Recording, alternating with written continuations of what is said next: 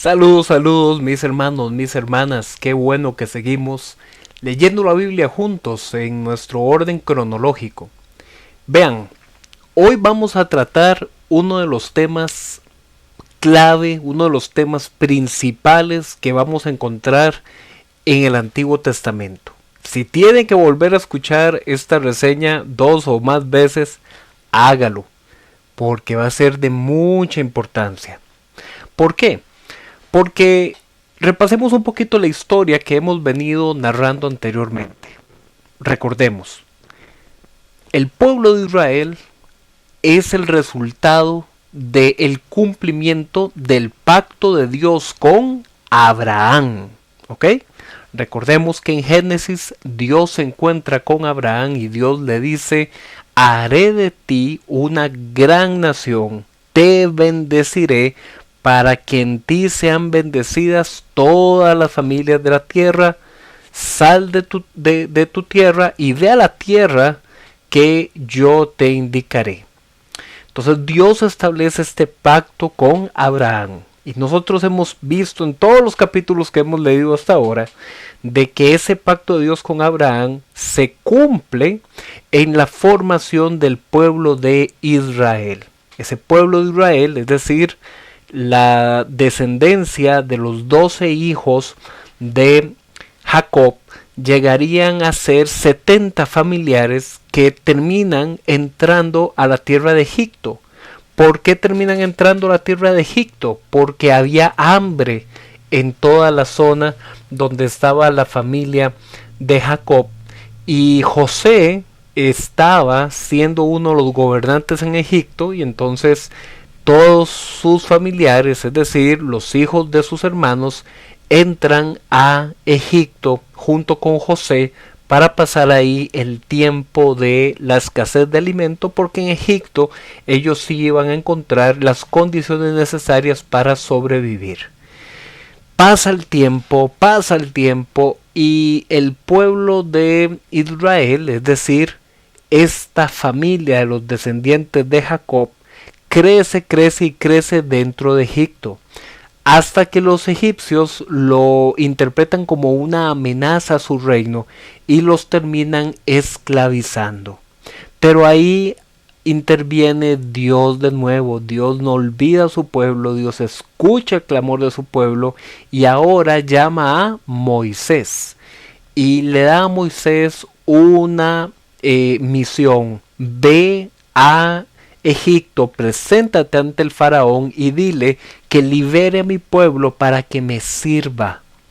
Conocemos la historia, la hemos ya repasado hace bastante, a principio de año más o menos, donde faraón se resiste y Dios expresa su poder, expresa su majestad por medio de las plagas y el pueblo es liberado. Este pueblo, en vez de llegar rápido a la tierra prometida, este pueblo traiciona a Dios, le es infiel a Dios. Dios había establecido un pacto con todo el pueblo, ya no era solo un pacto con Abraham, era todo un pacto con el pueblo, que eso lo vimos en Éxodo capítulo 19 y en Éxodo capítulo 20, donde el pueblo recibió la ley por medio de Moisés. Pasaron los años, 40 años según el relato, y le tocaría a una nueva generación entrar a tomar posesión de la tierra prometida. Pero luego comenzamos a ver, a partir de el libro de Josué y después hasta el libro de los jueces, que por más de 200 años el pueblo estuvo teniendo un tiempo de fidelidad y después un tiempo de idolatría. Esa idolatría era expresada como hacer lo malo ante los ojos de Dios. Y cuando eso pasaba, el pueblo entonces caía en manos de sus enemigos, pero Dios expresaba su misericordia para con su pueblo y levantaba un juez, es decir, un líder militar que pudiera encabezar la resistencia del pueblo, vencer a los enemigos y otra vez el pueblo volvía a tener paz, volvía a tener prosperidad y fertilidad de la tierra, pero cuando moría ese juez, el pueblo volvía a pecar. Y así se la pasaron por unos 200 años, todo eso lo vimos en el libro de los jueces, hasta que llegamos al libro de Samuel. Y en el libro de Samuel es donde el pueblo le dice, mira Samuel, ¿sabes qué? Queremos un rey.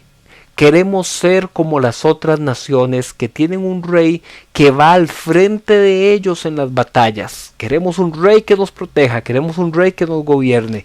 Uy, y recuerdan la conversación donde Dios le dice a Samuel, ve y dile al pueblo todo lo que va a pasar negativo si ellos llegan a establecer un rey.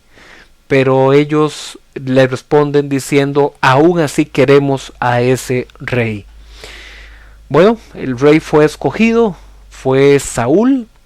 Saúl fue ungido como rey, pero a pesar de que Saúl le trajo al pueblo bendición, le trajo al pueblo victoria sobre sus enemigos, con el paso del tiempo, Saúl cedió y dejó de obedecer la palabra de Dios y entonces su reino fue quitado.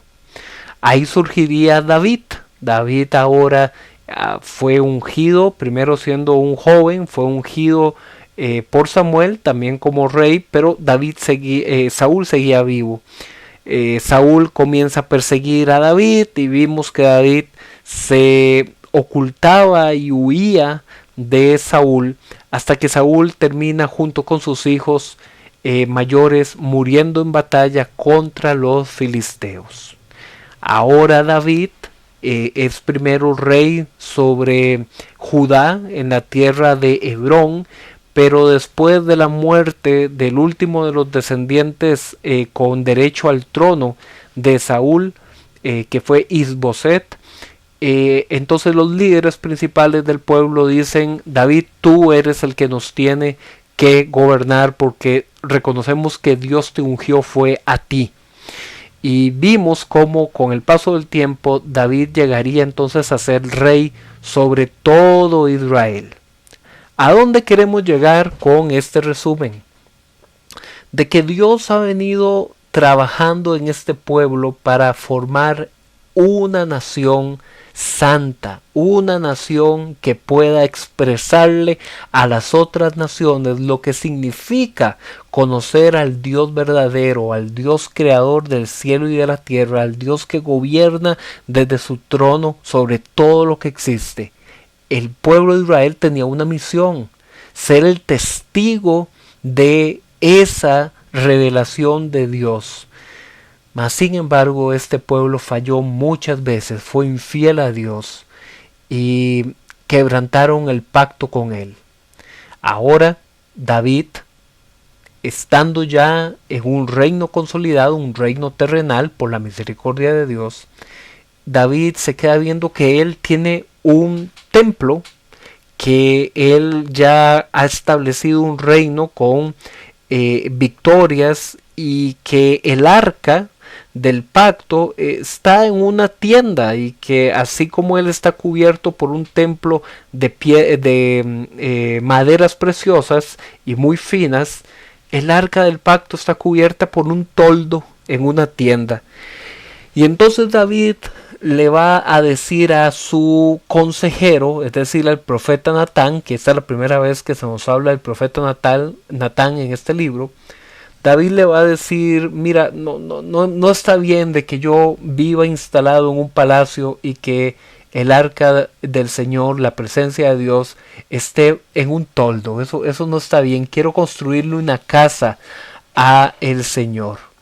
Bueno, aunque Natán como primer consejero le dice, Señor, haga usted lo que así ha decidido porque Dios está de su lado. Le da una respuesta afirmativa. Sin embargo, esa noche Natán es corregido por Dios con una palabra para que Natán corrija a David.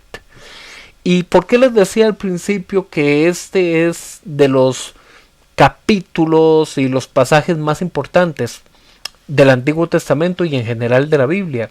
Porque aquí entonces estamos viendo dos temas importantísimos. El establecimiento de las instrucciones de la construcción del templo por medio del pacto que Dios hace con la descendencia de David. Y número 2, el establecimiento de una dinastía real por medio de la descendencia de David. Entonces, dos grandes temas van a verse aquí en este capítulo. El establecimiento de un templo y el establecimiento de una dinastía. David quiere construir el templo, pero Dios manda decirle a Natán: ve y dile a David que lo saqué de ser pastor de ovejas para ser ahora rey sobre Israel. Y que Dios no ha necesitado un templo. Él desde la época del desierto ha estado en un arca y él a nadie le ha pedido una casa, a nadie le ha dicho constrúyame un templo, no se lo pidió a ninguno de los jueces ni tampoco lo había pedido anteriormente. ¿Quién eres tú, David, para ahora decir que vas a construirle casa al Señor? Más bien, David, tú vas a ser el que reciba una casa de parte de Dios. Así que Dios establece este pacto donde David es hecho rey y se le asegura victoria sobre sus enemigos para que también el pueblo conserve la tierra. Pero aquí hay un juego de palabras sumamente interesante. David quiere construirle a Dios una casa, pero es Dios el que le va a construir una casa a David. El uso de la palabra casa significa, además de un edificio físico, significa una descendencia. Así es que Dios dice por medio del profeta Natán que David, después de que muera, va a ser de su descendencia levantada una serie de hijos para el trono, y que uno de ellos será un rey que construirá la casa para Dios, y que a ese hijo se le establecerá un reino para siempre. Dios será el padre de ese rey, y ese rey será como el hijo para Dios, y que cuando haga lo malo, ese rey será castigado, pero aún así el reino no le será quitado como se lo quitaron a Saúl, sino que el trono de la descendencia de David sería afirmada para siempre. Cuando Natán comunicó esto a David, él fue ante la presencia de Dios en el arca y le respondió con una oración de agradecimiento por haber escogido a su familia para establecer una dinastía de reyes y por haber escogido a Israel para ser su pueblo redimido, es decir, su pueblo liberado. David se reconoce delante de Dios como uno que no es merecedor del trono, ni tampoco merecedor de tan altas promesas, sino que reconoce que todo lo que él ha recibido es por la misericordia de Dios. Así como en el Nuevo Testamento la palabra gracia de Dios es sumamente utilizada, aquí en el Antiguo Testamento la palabra misericordia, del hebreo Hesed, es muy usada para referirse a recibir de parte de Dios esta acción de misericordia, este favor de Dios. Ahora bien, en todo este pasaje no se menciona la palabra pacto, pero como lo leímos ayer, en el Salmo 89 y en el Salmo 132, esta promesa de Dios es interpretada como el establecimiento de un pacto. Es un pacto para establecer un reino. Este lenguaje del pacto davídico, así se le llama, se convertiría en el material base para el pueblo para pensar y reflexionar sobre la esperanza mesiánica en que ese hijo de David tendría que llegar, un hijo de David que de manera definitiva cumpliría la promesa y la profecía dada por medio de Natán. Ahora bien, en la antigüedad era común que los reyes edificaran templos en honor de sus dioses. Era una forma de honrar la victoria en batalla. Pero aquí Dios más bien le dice a David: yo no te he pedido un templo, yo no necesito que me construyan una casa humana, una casa de edificio, sino que Dios está ocupado en querer construir una casa humana, es decir, una familia real.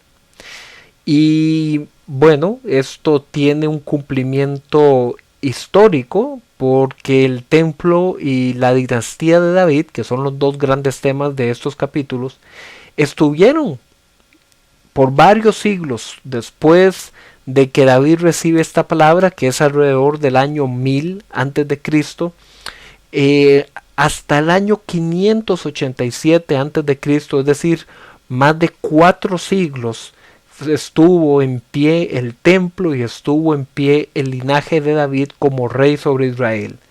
Pero cuando en el 587 el templo es destruido por los babilonios y la línea real de los descendientes de David se corta, para ellos es como que la palabra hubiera fallado.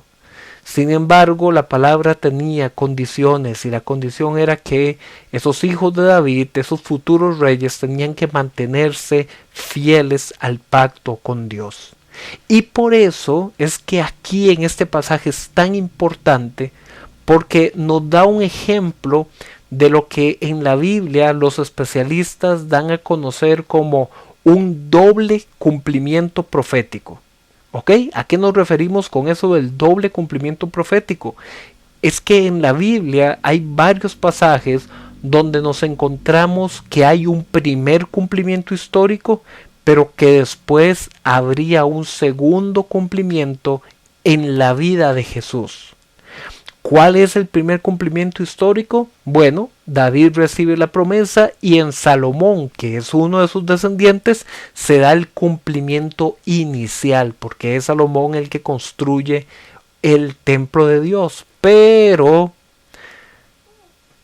ese templo es destruido. La tierra de Israel es perdida. El reino en Judá cae. Entonces el cumplimiento histórico llegó, pero fue un cumplimiento parcial, un cumplimiento temporal. El verdadero cumplimiento llegaría en Jesús, porque Jesús es aquel que levantaría un templo que es su propio cuerpo para siempre. Y ese templo que Jesús levantó es su cuerpo resucitado, su cuerpo vencedor a la muerte, vencedor al pecado. Es un cuerpo que nadie puede tumbar.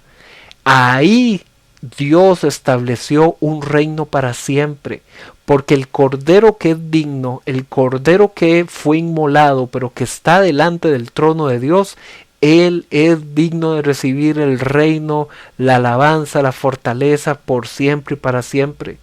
En Salomón hubo un cumplimiento temporal, un cumplimiento parcial, pero en el resto del Antiguo Testamento, en Isaías, en Jeremías, en Ezequiel, en Daniel y en otros profetas, ellos recalcan que se debe anunciar la llegada de un futuro hijo de David, que sí establecería un reino eterno para siempre. ¡Wow! Ese capítulo de Segunda de Samuel capítulo 7 y Primera de Crónicas capítulo 17, donde se narra, digamos, la historia paralela del pacto davídico, nos presenta la esperanza que tenía Israel, pero para nosotros es una esperanza también ya cumplida, porque hemos experimentado el establecimiento del reino de Dios plenamente en Jesucristo. Así es que uno de los pasajes más importantes de la Biblia, el pacto de Dios con David, también nos recuerda que el pacto de Dios se cumple plenamente en Jesús. Y esto ustedes lo pueden ver después cuando lleguemos al libro de los Hechos, cuando lleguemos al libro de los Hebreos, cómo vamos a recordar parte de esto que estamos leyendo hoy. Así es que espero que podamos seguir viendo la escritura con una nueva perspectiva y que sobre todo veamos que Dios está trabajando desde siempre para traer salvación a todas las naciones. Así es que decimos, Señor, gracias porque eres bueno, gracias porque para siempre es tu misericordia. Nos vemos mañana.